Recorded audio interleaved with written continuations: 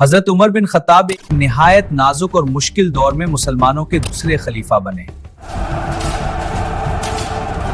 इस वक्त मुसलमान बेक वक्त दुनिया की दो सबसे बड़ी ताकतों यानी रूमी सल्तनत और फारसी सारी सल्तनत से जंग कर रहे थे। फर्क ये था कि रूमी सल्तनत तकरीबन 1000 साल से दुनिया की सबसे बड़ी ताकत समझी जाती थी। फारसी सल्तनत भी 800 साल से एक अजीम ताकत थी।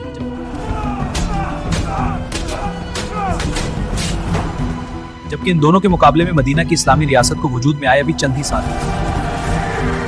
रसूलुल्लाह सल्लल्लाहु अलैहि वसल्लम की वफात के बाद ये सवाल पैदा हुआ था कि अब मुसलमानों के हुक्मरान को किस लक़ब से पुकारा जाए। चुनांचे हज़रत अबू बकर रज़ी अल्लाह तआला अन्हु ने बादशाह, कैसर या कसरा जैसे अलकाब के बजाय खलीफा का लक़ब इख्तियार किया और हज़रत उमर ने अपने लिए अमीरुल मुमिनीन का लक़ब पसंद फरमाया।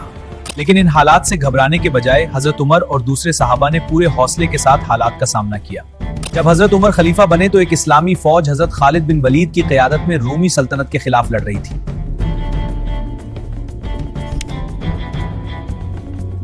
जबकि एक छोटी फौज फारसी सल्तनत के महाज पर मौजूद थी। हज़रत उमर को ज्यादा फिक्र फारसी महाज की थी क्योंकि वहां हज़रत खालिद बिन वलीद जैसे अजीम जर्नैल मौजूद नहीं थे।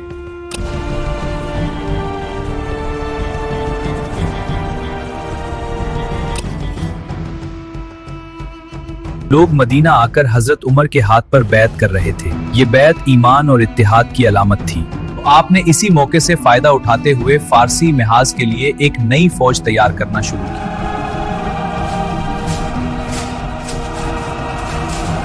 लेकिन एक मसला ये सामने आया कि जब हजरत उमर मस्जिद नबवी में बार बार लोगों को जिहाद के लिए तैयार करते तो कोई आगे नहीं बढ़ता था।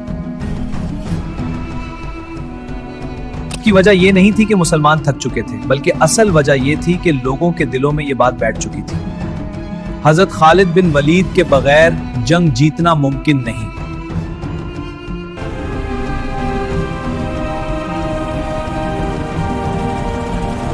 हजरत उमर ने यह बात फौरन महसूस कर ली कि बाज नए मुसलमानों का एतमाद अल्लाह पर कम और हजरत खालिद बिन वलीद पर ज्यादा हो रहा है। चंद दिन बाद हजरत उमर ने निहायत सख्त और पुरजोश खिताब किया। इस मौके पर एक शख्स अबू उबैद जो सहाबी नहीं थे खड़े। उमर ने 1000 अफराद पर मुश्तमिल फौज तैयार की और अबू उबैद को उसका अमीर बना।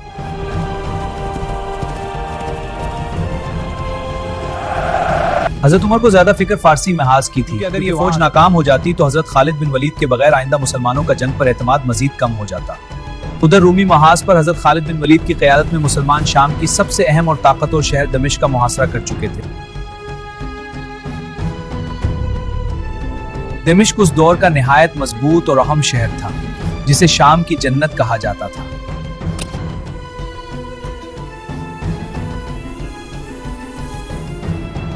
कई दिन की कोशिश के बावजूद शहर फतह ना हो सका। आखिरकार एक शख्स हजरत खालिद बिन वलीद के पास आया और बताया कि शहर के हाकिम के घर बेटे की पैदाइश पर बड़ी दावत रखी गई है जिसमें रूमी फौज के अफसरान भी शरीक होंगे और हिफाजती इंतजामात कमजोर होंगे। इसी रात हजरत खालिद बिन वलीद चंद साथियों के साथ खामोशी से शहर की फसील पर चढ़कर अंदर दाखिल हो गए और दरवाजा खोल दिया। यूं इस्लामी फौज शहर में दाखिल हो गई। दूसरी तरफ शहर के एक हिस्से में मौजूद रूमी कमांडर ने मुसलमानों के दूसरे बड़े सिपाहसालार हजरत अबू उबैदा बिन जराह को पैगाम भेजा। वो शहर सिला के साथ हवाले करना चाहता है इस शर्त पर कि माले गनीमत ना लिया जाए। हजरत अबू उबैदा को इस वक्त ये मालूम नहीं था हजरत खालिद बिन वलीद शहर के अंदर दाखिल हो चुके हैं, इसलिए उन्होंने सिला की पेशकश कबूल कर ली। जब हजरत खालिद बिन वलीद को इस फैसले का इल्म हुआ तो वो चाहते तो जबरदस्ती शहर फतह करके माले गनीमत ले सकते, लेकिन उन्होंने हजरत अबू उबैदा के माहिदे की मुकम्मल पाबंदी की और अपनी फौज को पीछे हटने का हुक्म दे दिया। यूं दमिश्क जैसा अजीम शहर हजरत उमर के दौरे खिलाफत में मुसलमानों के ज़ेरे नगे आया। अब उधर फारसी मिहाज पर अबू उबैद अपनी फौज के साथ पहुंच चुके थे। वहां उन्होंने देखा कि फारसी बादशाह मुसलमानों के मुकाबले के लिए 3 बड़ी फौजें तैयार कर चुका है। दोनों फौजें एक पल के सामने आमने सामने हो गई। फारसी कमांडर ने कहा कि या तो मुसलमान पल पार करके आएं या हमें आने दिया जाए। अबू उबैद ने अपने साथी जर्नलों की राय के बरखिलाफ खुद पल पार करने का फैसला किया। ये भी हकीकत थी कि अबू उबैद ना सहाबी थे और उम्र में भी कम थे। कई सहाबा ने हजरत उमर से अर्ज किया था कि किसी सहाबी को कमांडर बनाया जाए, लेकिन चूंकि अबू उबैद सबसे पहले खड़े हुए थे, इसलिए हजरत उमर ने उन्हीं को अमीर मुकर्रर किया था। तकरीबन 9,000 मुसलमान पुल पार करके मैदान जंग में उतरे। जब मुसलमानों के घुड़सवारों ने फारसी फौज में जंगी हाथी देखे तो वो घबरा गए। फारसी फौज ने भरपूर हमला किया और शदीद लड़ाई शुरू हो गई। ये तारीख में पहली बार हुआ कि किसी जंग में मुसलमानों का कमांडर शहीद हुआ।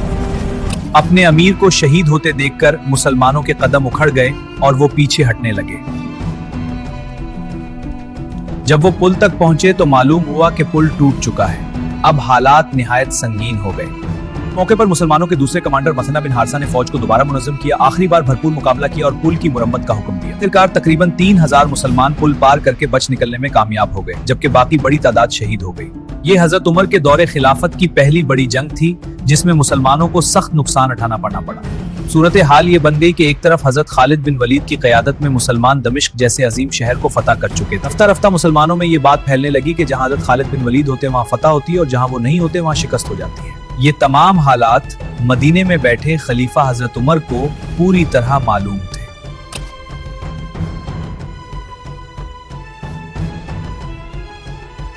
चुनाचे उम्मत के अकीदे और एतमाद को दुरुस्त रुख पर रखने के लिए हजरत उमर ने एक निहायत सख्त और तारीखी फैसला किया कि अब हजरत खालिद बिन वलीद को फौज की आला कमान से हटाकर किसी और को सिपा सालार बनाया जाए।